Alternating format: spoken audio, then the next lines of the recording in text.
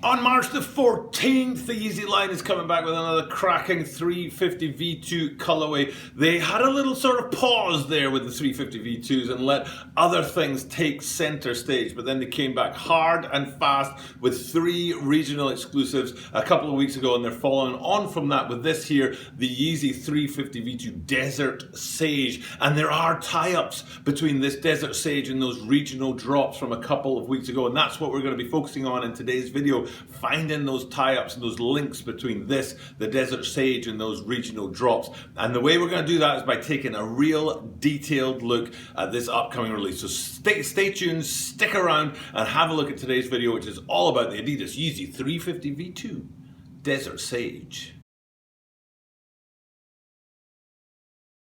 This is a Talking About a 23 sneaker channel. Talking About a 23 sneaker channel. Des, Mainichi Yapsuno no de Mainichi Media Design. Every single day from Tokyo, Japan, I bring you content about upcoming sneaker releases, sneaker news, and sneaker reviews. And today, in the focus is the Adidas Yeezy 350 V2 Desert Sage. And my question for you right off the bat is, what fruit is this? It is a fruit. I just, the first thing I thought of when I looked at this was, that's a fruit. And we'll get into that when we look at the colorway later on in this video. But also what we're going to get into is the links that I'm going to throw up here. Every time I talk about the links, I make sure that you, the viewer, know that these links are there for the duration of the video, not just the 5 seconds that the link comes up and goes back again.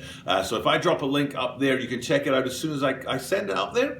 Or you could wait to the end of the video and click on the last link and it'll bring up all the previous links too. So bear in mind that these links are available throughout the video, but what I am going to do is throw up the best 350 V2 video of all time. 4 sample tagged Yeezy 350 V2 sneakers, never seen before except in this video that I'm going to throw up here right now. Sample tagged, rare as can be, amazing, and they're 3 years old. They're samples from 3 years ago and they're still absolutely hot. Dang. So check out that video right now if you want to, or at the end of the video you can catch that link and go back and check it out then. 4 350 V2 samples, man. They are absolutely beautiful sneakers. But enough about that. Let's get into this sneaker and talk about that regional exclusive that dropped recently. Can you remember what the 3 were? Can you remember? I can remember 2 of them. I think the third one I can remember. One of them was the Earths. And the Earths, well, I liked them a lot. I thought the 350 V2 Earths were cool because it was like a triple brown, if you like. And I hadn't seen a triple anything from the Yeezy line for a while, or from the 350 line for a while. And I liked my triple blacks and stuff like that. So triple brown was cool. But what I really liked, my favorite of the pack was right here. And it's very important for today's video. So doing, there's the tail lights. And again, that link will be available at the end of the video if you want to see what I had to say about the tail lights. And the tail lights have the major link up to these guys here. The one that actually dropped here in Japan, it got a bit sort of fuzzy. Let's call it fuzzy. And the drop went a bit strange and it wasn't as well publicized, and I think it was a bit delayed as well. I think it was called Flax.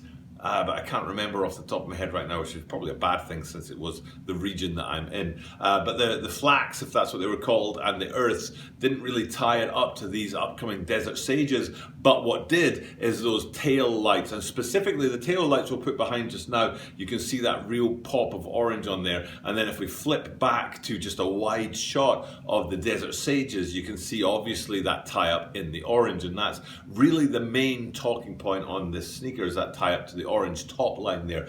Now there is another sort of interior element between the two that's similar, and that is that the insole on the tail lights was a white insole with orange detailing on it, which was really, really cool. I really liked it. I thought it was a really smart sneaker. Now, what do you think's on the inside of these guys? Here's what's on the insole of the Desert Sages. Bang. Man alive, that's a lot of orange. And I think it's cool. I mean, they could have gone with white detailing on the orange background to give a sort of opposite effect to what came with the tail lights, which was orange detailing on a white background. But I still think this is cool. I think it's overkill on the orange, but because it's on the insole, not many people will get to see it. So it's sort of like a hidden overkill, if you like. So I think it's pretty cool. I like that insole on these sneakers, and I like the way it matches that top line on these guys. Now, Now, have you gotten anywhere near working out which fruit this is? I said that earlier in the video. It's a fruit. Can you work it out? What fruit are we talking about? Because if we go back outside, away from the insole of the sneaker and outside to that lateral, it's difficult to see how green these guys are, but they are fairly green, and it's that green on orange combination that makes me think about a fruit. Have you got there yet? And I think it's clean. It's a really clean, a tiny little thing, but I do love it when the laces really tie in with the upper on a sneaker, and they always do that, or mostly do that with 350 V2s, and they've done it again here. You can see that kind of, I wanted to say mint green, but mint green will take you to think about the wrong thing when in terms of fruit, but it is a kind of mint green color, and that is still true of the midsole as you come down onto the classic kind of V50. I did it again, 350 V2, where the bubble midsole with the grooves along the side, which is the previous kind of generation of Yeezys. Now they're going with a much smoother midsole than in previous years. You've got that grooved look at these 350s, and it's still in that light green. But then when you flip them upside down, you've gone from light green to an almost pale beige gum sole effect, and usually I don't like that. Usually I do not like it when they have a clash of colors between the outsole and the midsole on the Yeezys. I've been particularly critical of what that looks like on the semi-frozen yellows and the way they stuck a gum sole on there, and I thought it totally didn't work. But I do think it does work in the case of these Desert Sages. I didn't think it would, but actually looking at them, I think it's kind of cool how you've got that green effect on the midsole, but then a lighter, almost light beige or light tan effect throughout the outsole.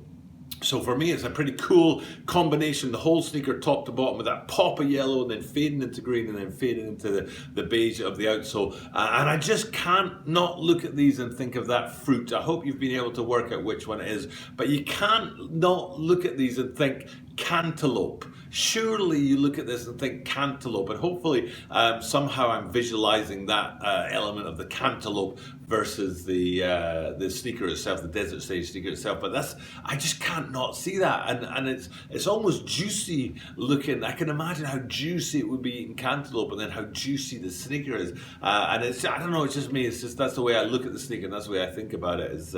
It just looks like a fruit as far as I'm concerned. So. But that's just me. Maybe you guys have a different perspective on these guys. But for me, though, they are a cool sneaker. I like the colorway, but there's something kind of strange, or strange isn't the right word, but it's the first time I've ever felt this when I've looked at a 350 V2, is I could see people, myself included, just kicking around in these. Every other, and I think I can say every other V2, or 350 V2 that I've seen, I would kind of like, they'd be precious and I'd be scared to wear them. Speaking of which, actually, I have these guys kicking around here, the Bread 4s.